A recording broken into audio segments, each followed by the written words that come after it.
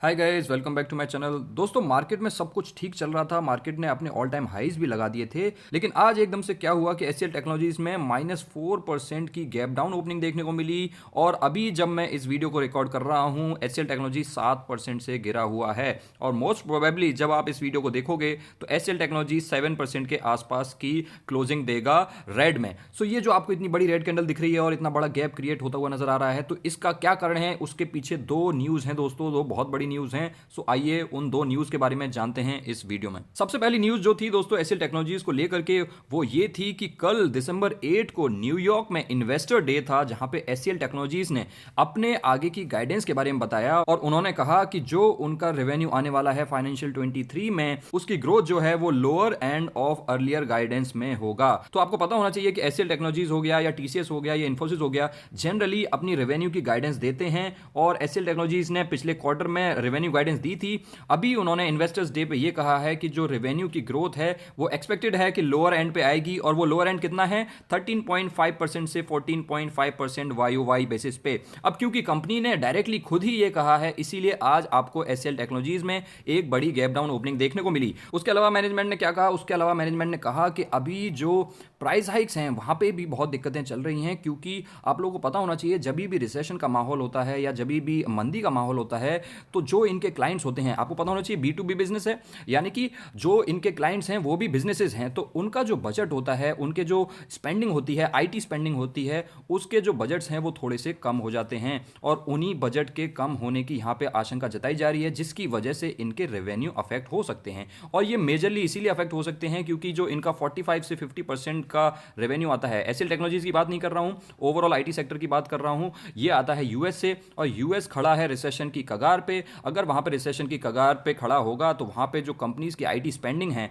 वहां पे थोड़ी सी कटौती देखने को मिल सकती है, जिसकी वजह से यहां पे रेवेन्यू गाइडेंस कम होती हुई आपको नजर आ रही है। लेकिन दोस्तों, ये तो हो गई एक न्यूज जो कि एचसीएल टेक्नोलॉजीज से स्पेसिफिक थी, एचसीएल टेक्नोलॉजीज से रिलेटेड थी। लेकिन एक और न्यूज थी जो कि पूरे के पूरे आईटी सेक्टर से रिलेटेड थी। इसीलिए ना सिर्फ आपको एचसीएल टेक्नोलॉजीज गिरता हुआ नजर आया, आपको पूरा का पूरा आईटी सेक्टर गिरता हुआ नजर आया। और मुझे ऐसा लगता है कि खाली अगर एचसीएल टेक्नोलॉजीज की न्यूज होती तो शायद एचसीएल टेक्नोलॉजीज इतना नहीं गिरता, लेकिन उसके साथ ये एक और न्यूज आ गई जिसकी वजह से एचसीएल टेक्नोलॉजीज और भी ज्यादा गिरता चला गया। अब ये न्यूज क्या है? क्रेडिट स्विस जो कि दुनिया का बहुत बड़ा ब्रोकर है, उसने कहा है कि भाई आगे जो वैल्यूएशंस हैं आईटी सेक्टर के, उसमें करेक्शन आ सकता है। अभी जो करंट वैल्यूएशंस चल रहे हैं मेजर इंडियन आईटी कंपनीज के, वो अनसस्टेनेबल हैं। यहां पे आप देख सकते हैं ये जो अभी वैल्यूएशंस चल रहे हैं ये अनसस्टेनेबल हैं, क्योंकि उनका जो बिगेस्ट मार्केट है यूएस का, यहां पे आप पढ़ सकते हैं, नीचे आपको दिख रहा होगा, जो बिगेस्ट मार्केट है यूएस का, उसका जो इकोनॉमिक आउटलुक है वो बहुत ज़्यादा सही नहीं है। आगे आने वाले एक या दो क्वार्टर में यूएस रिसेशन में जा सकता है, जिसकी वजह से ये जो आईटी कंपनीज हैं इन पे बहुत ज़्यादा प्रेशर पड़ सकता है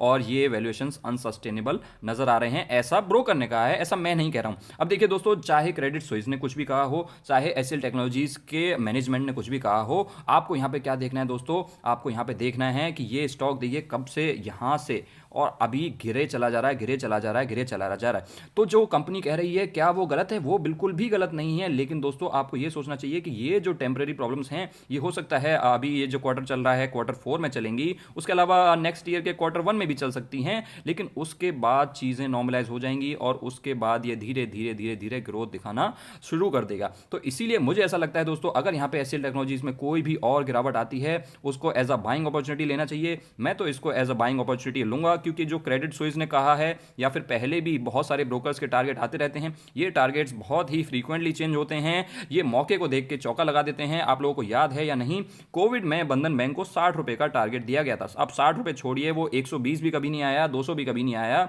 और अभी 300 के आसपास कहीं चल रहा होगा, आई डोंट रिमेंबर। सो बंधन बैंक को 60 रुपए का टारगेट दिया गया था, बजाज फाइनेंस को 1600 रुपए का टारगेट दिया गया था। सो ये सारी चीजें बहुत ही टेम्परेरी बेसिस पे होती हैं। आपको एक लॉन्ग टर्म पिक्चर देखनी है और लॉन्ग टर्म में ये देखना है कि क्या आईटी की डिमांड खत्म हो जाएगी या आईटी की सप्लाई खत्म हो जाएगी। सप्लाई साइड के प्रेशर तो ऑलरेडी आईटी कंपनीज ने रिजॉल्व कर लिए हैं। जो उनका एट्रिशन रेट बहुत ज़्यादा हाई चल रहा था उस पर तो कंपनी काम कर ही रही है। ये जो डिमांड साइड से दिक्कतें आ रही हैं ये भी कुछ क्वार्टर्स में रिजॉल्व हो जाएंगी। लेकिन दोस्तों, जब ये रिजॉल्व हो जाएंगी तब आप सोचें तब मैं इनको खरीद लूंगा, तो तब तक हो सकता है बहुत देरी हो जाए और एचसीएल टेक्नोलॉजीज ऑलरेडी भाग गया हो या कोई भी इन जनरल कोई भी स्टॉक भाग गया हो। सो मैं तो यहाँ पे स्टॉक को वैल्यू बाइंग करना पसंद करूंगा और अगर ये स्टॉक 1000 से नीचे जाता हुआ मुझे नजर आता है, मैं इसमें कुछ ना कुछ डिप लगाने की कोशिश करूंगा।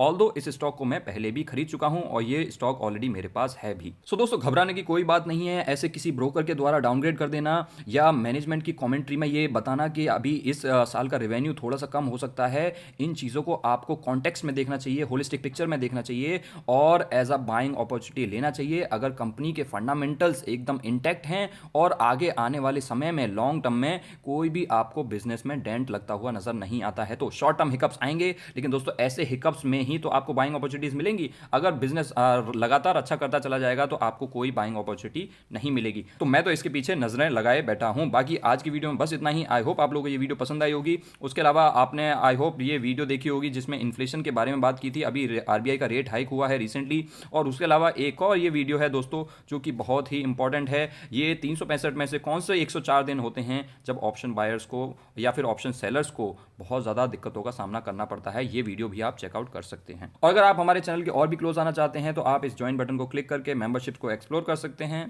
Thanks for watching guys, I will see you next time.